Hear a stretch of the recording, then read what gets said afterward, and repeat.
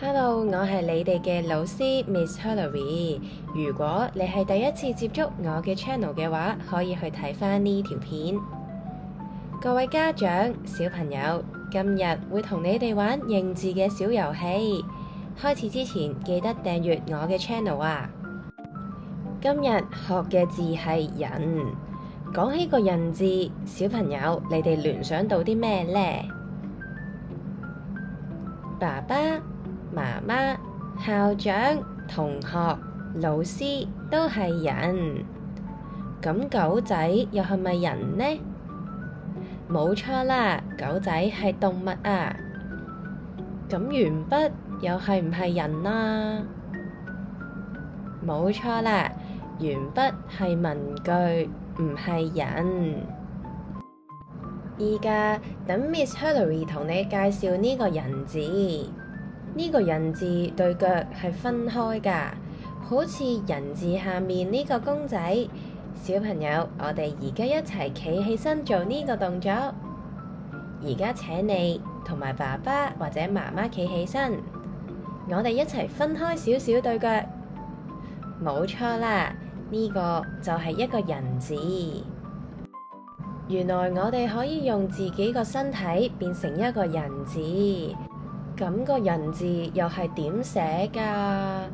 人字由兩個筆畫組成。而家請你哋拎對大耳朵出嚟聽下個人字點寫。留心聽完之後，就到你哋拎隻魔術手指出嚟寫字啦。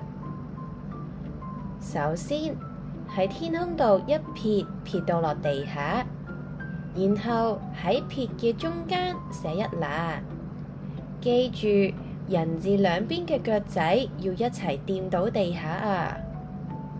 準備好喺天空寫字嘅小朋友，請你拎隻魔術手指出嚟。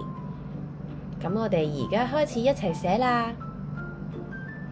撇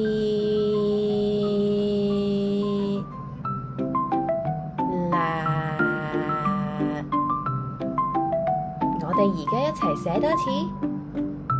預備。撇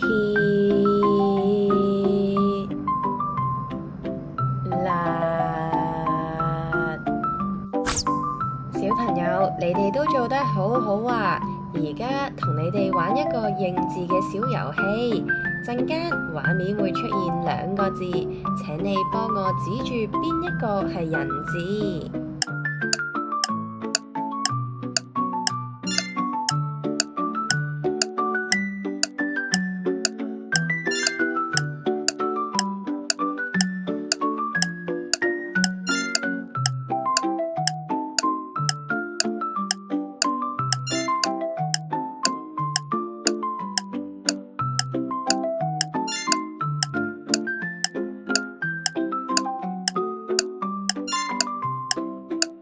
你哋揾唔揾到咁多個人字呢？